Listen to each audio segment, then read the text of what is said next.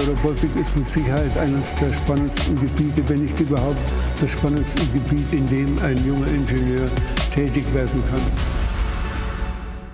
Ja, das entscheidende Projekt war sicher Ende der 80er Jahre das Spacelab D2-Projekt Rotex, also der erste ferngesteuerte und fernprogrammierte Roboter im Weltraum.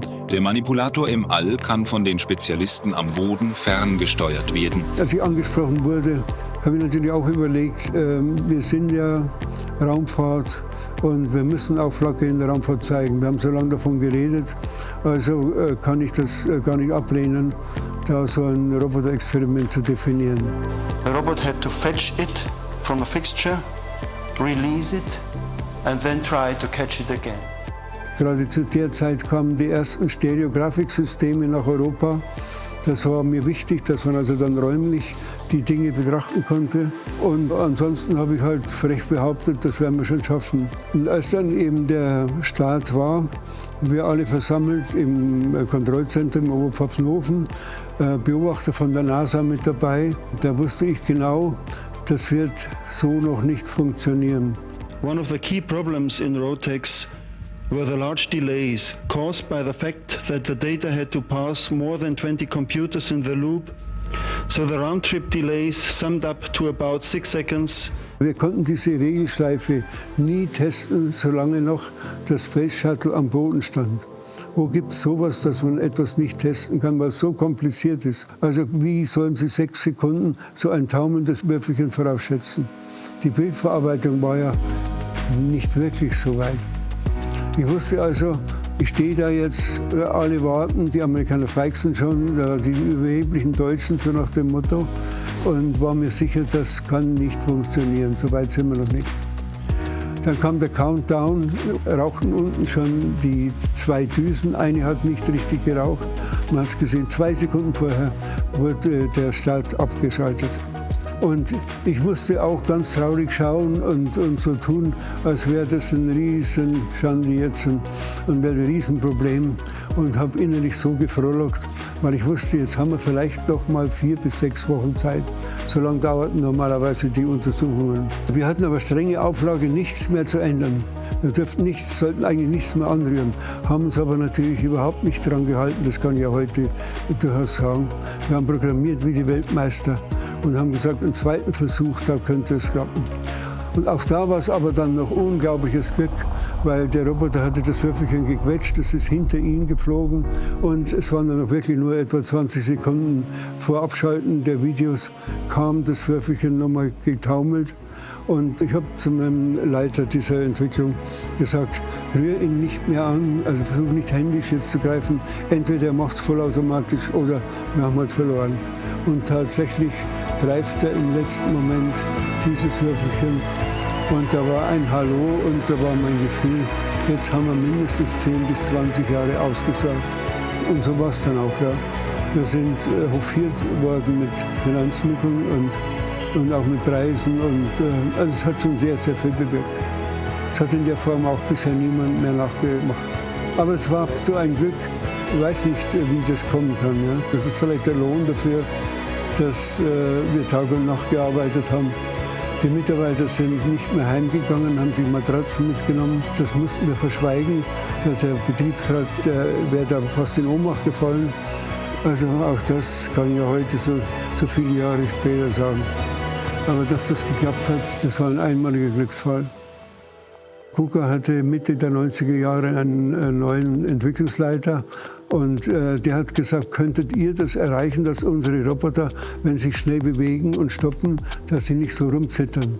Die Taktzeiten sind viel zu lang. Und möglichst das auf diesen neuen Prozessoren von Intel gibt es da diese Pentiums, werdet ihr dazu in der Lage? Und da habe ich auch recht frech gesagt, ja, das schaffen wir natürlich schon. Wusste aber nicht, ob es geht. Aber dann hatte ich auch Glück wieder mit einem Mitarbeiter, der sich da dahinter geklemmt hat und der das geschafft hat. Und dann hat KUKA gegen den japanischen Hersteller in den USA Vergleichswettbewerb bestreiten müssen, hat gewonnen und hat wunderbar davon profitiert. Also der Aufstieg, der geht auch sehr stark auf uns mit zurück. Und von daher war natürlich klar, als wir dann die Leichtbauroboter hatten, dass wir als erstes KUKA die Lizenz anbieten. KUKA hat auch die Space Mouse integriert, sodass man den Roboter intuitiv steuern konnte in 6 Freiheitsgraden. Ist bis heute in jedem KUKA-Roboter verfügbar. Gut war übrigens auch, dass eine ganze Reihe von unseren Mitarbeitern zu KUKA gegangen sind und da gute Positionen übernommen haben und den Geist auch aus unserem Institut da reingetragen haben. Auch das ist Technologietransfer indirekt gewesen. Ja, die Entwicklung der Chirurgieroboter hat einen sehr interessanten Hintergrund. Es gab in den USA eine Gruppe von NASA-Leuten, Jet Propulsion Laboratory, die an der Fernsteuerung interessiert waren, weil die Militärs wollten, dass in Zukunft eben die Chirurgen in der Ferne sitzen und den Soldaten, der verletzt ist, im Sanitätswagen am Schlachtfeld operieren. Und wir Raumfahrer eben, wir wollten auch in der Ferne operieren. Ich hatte mir eingebildet, dass Siemens einsteigen soll. Siemens hat aber verständlicherweise gesagt, wir haben keine Erfahrung in der Chirurgie, wir haben keine Instrumente. Wir trauen uns das momentan nicht zu. Was mich nach wie vor bewegt, ist die Tatsache, dass wir damals eben so weit schon waren. Und vor kurzem hat der Chef der Kardiologie an der Charité ein Interview gegeben und hat gesagt, ja, 2000 waren die Wissenschaftler am DLR schon so weit und es ist schade, dass sie da nicht mehr Unterstützung bekommen haben. Die Anfänge des Robomobils waren auch verbunden mit unseren Arbeiten und Interessen an der Raumfahrt. Und ich habe mir erlaubt, damals, sind jetzt so 15 Jahre her, den Charlie Duke einzuladen. Und er hat mir alles erzählt über diese Autos, mit denen die gefahren sind auf dem Mond. Und die waren schon sehr weit. Die hatten die modernen Getriebe, die wir dann im Leichtbauroboter eingesetzt hatten. Und das alles hat mich auch sehr motiviert. Und dann habe ich gesagt, also so ein Auto müssten wir eigentlich bauen, aber mit anderer Zielsetzung auf der Erde, eine Art Robotaxi. Die Idee war, das Robotaxi steht im Depot, der alte Mensch ruft an, es kommt gefahren, lässt sich per Sprache wohin fahren und fährt dann wieder zurück und sagt, jetzt fährst du wieder heim und das Robotaxi fährt wieder in sein Depot. Haben alles genau beschrieben und es war eigentlich alles fertig. Aber keiner der großen Autohersteller, der gesagt hat, ja, das ist unser Thema. Tut weh. Es ist manchmal schädlich, zu früh zu sein. Klingt komisch, aber es ist die ernüchternde Feststellung. Also, aber die Zähigkeit ist auch wichtig. Auch wenn man Misserfolge hat, nicht nachgeben, andere Wege dann suchen. Das habe ich auch gelernt, dass das ganz wichtig ist. Ja, Technologietransfer war für uns immer wichtig, in unterschiedlichen Versionen. Wir haben in existierende Firmen viel transferiert, insbesondere natürlich KUKA. Und dann kamen aber doch die ersten echten Ausgründungen in der Robotik, zu nennen insbesondere die Firma Franka. Und man kann sagen, dass die Franka-Roboter auch heute noch weltweit in den Hochschulen und Universitäten aktiv sind, in einem Ausmaß, was man vielleicht gar nicht für möglich gehalten hätte. Xiaopeng hat das mit seiner Firma Agile Robots übernommen, führt das weiter, ist jetzt eine Art bayerischer Marktführer mit über 2000 Mitarbeitern. Also das sind schon ganz interessante Erfolge, wie ich meine. Es gibt aber andere interessante Entwicklungen auch noch. Wir haben uns sehr interessiert vor 20 Jahren für die Mars-Kamera HRSC. Die hat 7 Zeilen nach unten geschickt über den Mars, ist jetzt 25.000 Mal rumgeflogen. Der Mars ist komplett modelliert. Mich hat interessiert, wie sähe da ein optimaler Stereo-Algorithmus aus. Und ganz pfiffige Mitarbeiter bei uns haben einen Algorithmus entwickelt, der heute weltweit Standard in der Fotogrammetrie ist, das semi-globale Matching. Und die Ausgründung Roboception führt das weiter, vor allem mit Anwendungen in der Robotik. Ja, die Spielwiesen, also einmal natürlich interessiert mich die Robotik nach wie vor sehr stark, aber was mich schon in Institutszeiten interessiert hat, war das vollelektrische Fliegen. Ich weiß noch, bei meiner Verabschiedung hatte ich einen Stratosphärenflieger aufstellen lassen in der Flugzeughalle, wo unser Vorstand fast in Ohnmacht gefallen ist, weil er gesagt hat, oh Gott, das für eine Herzing hat schon wieder was Neues entwickelt, von dem wir gar nichts wissen. Und dann habe ich das weiter betrieben nach meinem offiziellen Ausschreiben. Ich habe jemanden gefunden, der schon Preise auch hatte auf dem Gebiet. Und das ist nach wie vor eine kleine Firma in Landsberg. Aber wir halten uns mit Recht jetzt den Technologieführer in Europa. Und das andere große Thema, das mich seit 20 Jahren beschäftigt, sind die 3D-Modelle von Landschaften und berühmten Bauten in Bayern. Neben unserem Institut ist die Mars-Kamera, High Resolution Stereo-Kamera, entwickelt worden.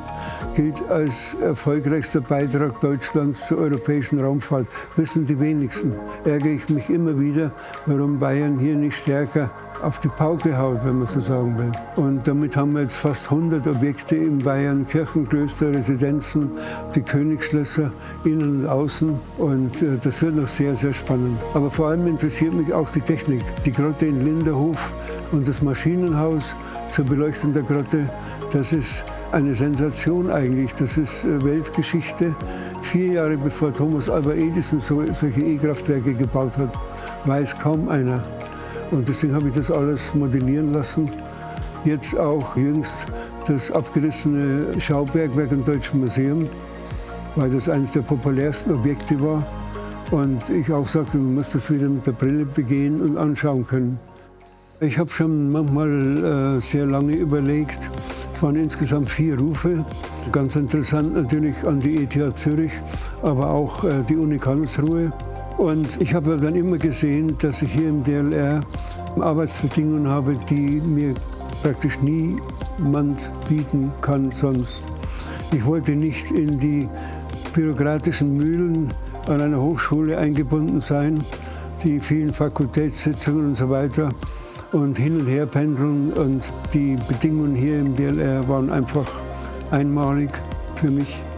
Hier konnte ich die Studenten mit betreuen, die halt dann rauskamen, um die Diplomarbeit zu machen oder Doktorarbeit. Das konnte ich alles hier machen. Hatte aber trotzdem meine Vorlesungen, konnten die jungen Leute begeistern. Die Vorlesungen waren immer gut besucht, aber so, dass sie auch nur überschaubar waren. Nicht 1000 Zuhörer oder was weiß ich. Und es war immer begeisternde Experimente da, die wir machen konnten. Ohne groß zu fragen, ohne zu viele Anträge zu schreiben. Und es war einmalig. Das muss ich sagen, im Nachhinein war das wirklich die optimale Entscheidung. Ja, wenn man überzeugt ist, dass es sich um eine wirklich lohnende Aufgabe handelt, dann muss man eine Fähigkeit entwickeln, die nie aufgibt oder nachgibt. Das ist meine Erfahrung. Man kann Rückschläge erleiden, aber die Fragestellung lässt einen nicht mehr los. Ich denke, das war das Geheimnis unseres Erfolgs, dass wir eben die Mechatronik gelebt haben. Zur Mechatronik gehört der Maschinenbau, da gehört die Elektrotechnik und da gehört die Software. Und keiner darf hochnäsig sein und sagen, ich bin der Wichtigste, sondern es braucht den täglichen Austausch. Die Kaffeerunden, die wir jeden Tag hatten, wo wir uns alle getroffen haben, die waren so wichtig, wenn ich mich zurückerinnere. Und dies ist, glaube ich, ein ganz wichtiger Punkt. Das Ziel im Auge haben und interdisziplinär arbeiten, sich nicht zu schade zu sein für einfache Arbeiten. Wir haben unsere großen Erfolge vor allem dadurch gehabt, dass wir sogenannte, das soll jetzt nicht despektierlich klingen, aber wir haben manchmal auch spöttisch gesagt, Wasserträger haben, die unten arbeiten, einfache Elektronik machen, einfachen Maschinenbau, die Werkstattleute. Das sind die ganz wichtigen Unterbauten. Deswegen haben manche Softwarekonzerne bis heute es nicht geschafft, einen Roboter zu entwickeln. Natürlich kann man Karriere anstreben, aber nicht nur auf schnelle Veröffentlichungen, möglichst 3 pro Jahr zielen, sondern mit der Aufgabe leben und sich faszinieren zu lassen.